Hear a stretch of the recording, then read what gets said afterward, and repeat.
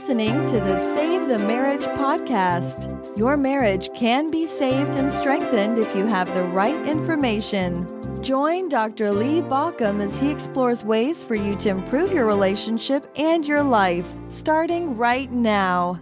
Hey, this is Lee Baucom. Thank you for joining me on the podcast. This is the podcast that's designed to help you save your marriage, no matter where you are, no matter what's going on in your relationship.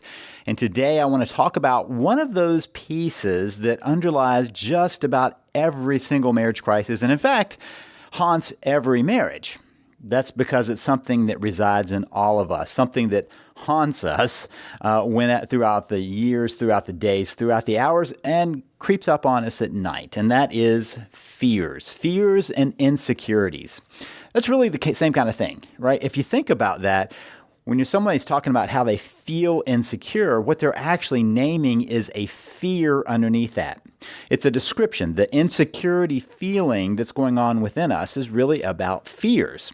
And so what we're really talking about is the same kind of thing today, the fears and insecurities that are around relationships. Now, why is that important for us to talk about?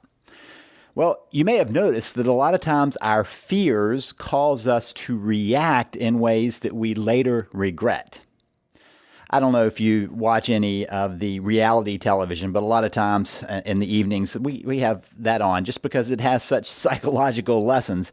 My wife is a therapist also, and usually I come in, usually after I've been at jiu-jitsu practice, and so my day is winding down, and I'm usually kind of doing one last pass through with any important emails and any messaging I need to do to other people. And at that point, after that, I'm just kind of winding down. And so in the background are these shows with relationships at the core. And the interesting thing about these reality shows is one of the things that creates the drama around each of those shows is fears, insecurities that are purposefully kicked out by the producers of the show. They put people in situations where they're competing for somebody else's attention, where they are in interesting situations, where they are trying to deal with establishing these relationships, and you see people's fears pop out.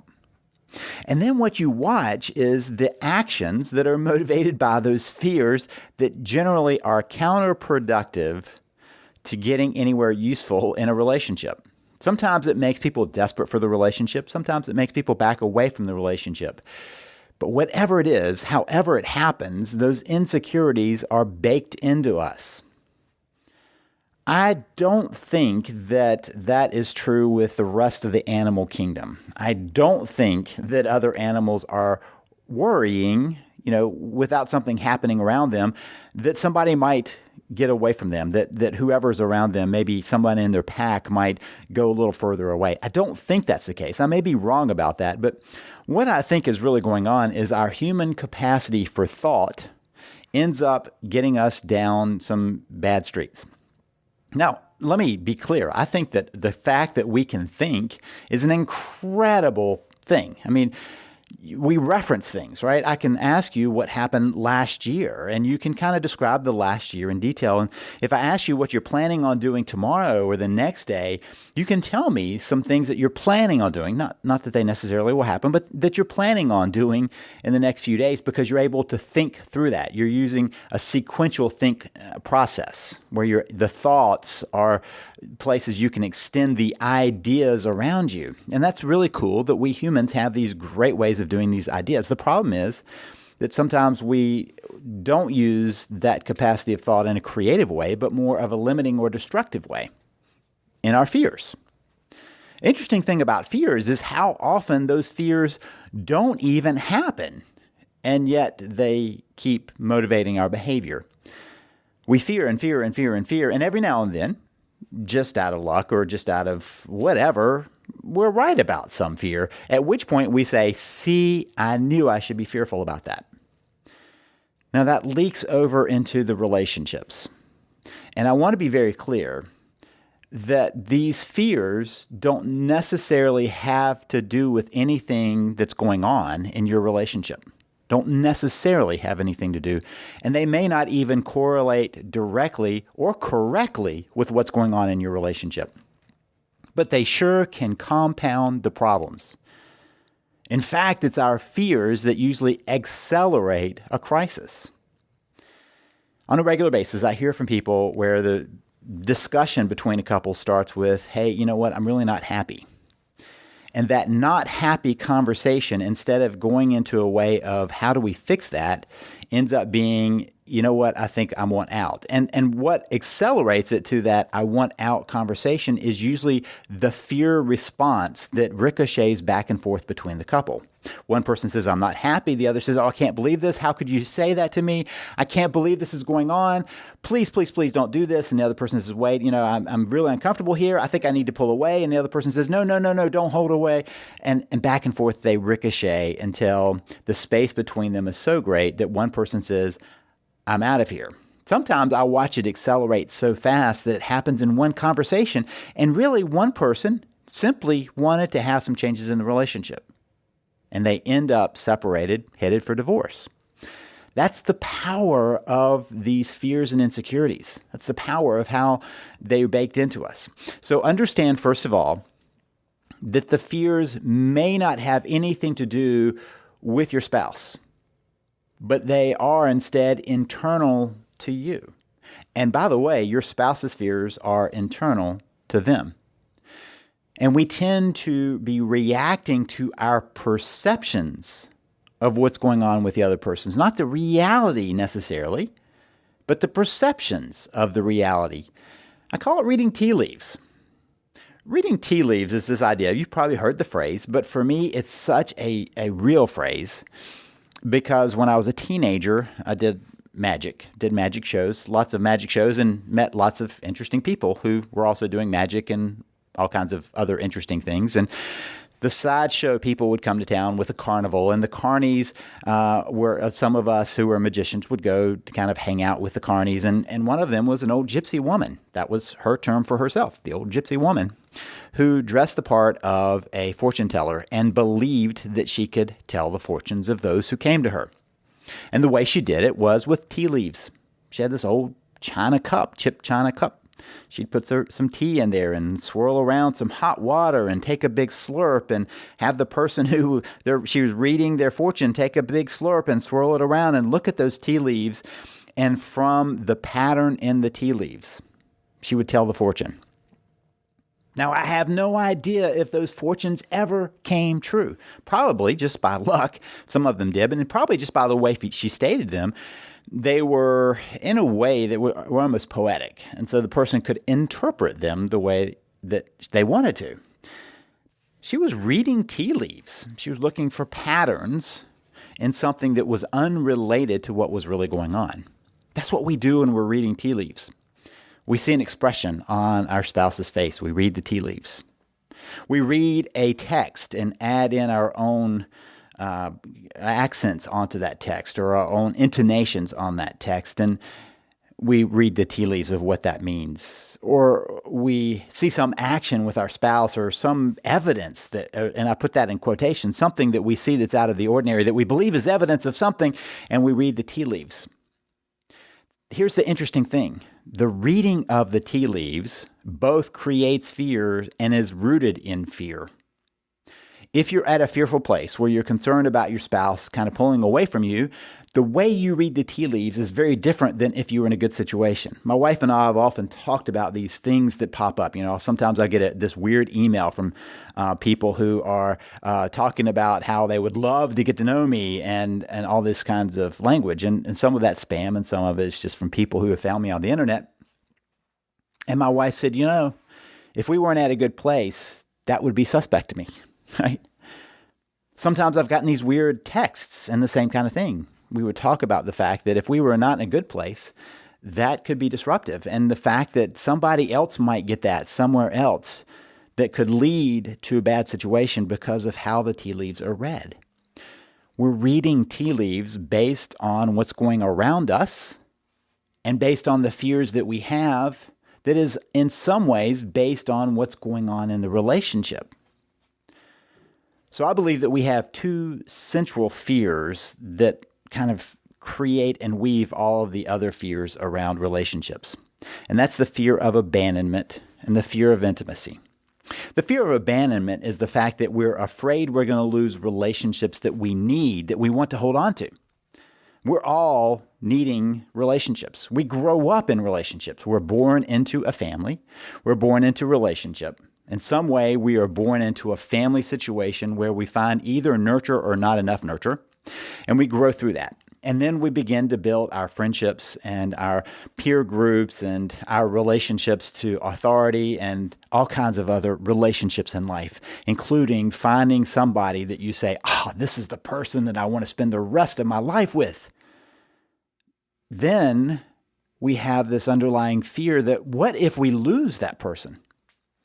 Sometimes if we haven't had enough of the connection through life, we have an abundance of that fear. Maybe we've been abandoned other times, and so it's built up a place where we have that as our ready fear.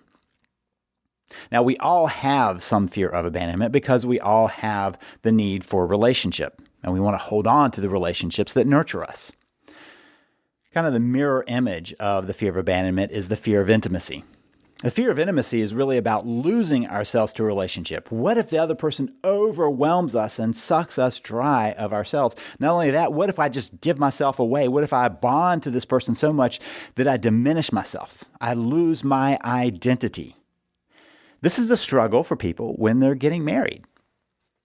They're afraid they're going to lose themselves to the relationships. They're going to lose their personal identity, their sense of self, their sense of who they are to the relationship. And we all have that fear too. Partly because we've all been raised to kind of believe that we need to stand up on our own feet and hold tough. So we all have these two fears, the fear of abandonment and the fear of intimacy. And sometimes those fears are triggered by things that are really happening, and sometimes they're not. The fear of intimacy might be triggered when somebody keeps demanding more and more time and attention and identity. And the fear of abandonment might be triggered when somebody feels more like they're pulling away, becoming more and more distant. And that doesn't mean that's the reality. We don't have to lose ourselves to a relationship, and we don't have to be at risk of losing a relationship. They are fears that are baked into us in our thought process. And that's the important thing to begin to understand. These are thought constructs. Thought constructs, things that we've created in our thinking process that are independent of reality. That doesn't mean there's not something out there triggering them, but the same thing that might trigger a fear of abandonment or a fear of intimacy in one person doesn't trigger it in another person. And so they are independent of what's going on. They may be connected and related, but they're independent of that. Sometimes a spouse may be overwhelming, or a spouse may be exiting. But that doesn't mean there's anything at risk with us unless we allow that to be the case. Our response is the real question. What do we do with those pieces? That's the real place where we get stuck. And so I want to talk a little bit about how we manage that fear. Because we've already stepped one place into that fear management, and that is just being able to call it what it is. Call it fear. Call it a fear of intimacy or a fear of abandonment. So the first step is to call it, to be able to recognize the fear for what it is, so that we're not constantly reacting to that. So we call it. The second thing is we challenge it, to ask, what would happen if I really lost this person? Would I lose myself? Would I truly lose anything? Or am I still there as a core person with other relationships around me? Because even though we fear abandonment, in reality, we can all find other relationships and we would all be okay on our own. That's the nature of being an adult. No, a baby wouldn't be. And yes, we pull those fears from that point. But we as adults need to recognize that whatever happens in a relationship, we can be okay. That's how we weather the storms of relationships. We also can challenge the feeling that we're going to lose ourselves in a relationship. We can challenge that and recognize that we have the capacity of standing on our own, of being exactly who we need to be at any time just by our choice. So we first call it. The second thing is we challenge it, which then allows us to calm ourselves. We calm ourselves by reminding ourselves, I'll be okay. No matter what happens in this, I'll be okay. I'll be myself. No matter what happens in this, I'll be myself. when we can call a fear what it is and then challenge whether it's really true, then we can calm ourselves by saying, I'll be okay. Basically, the counter of the fears.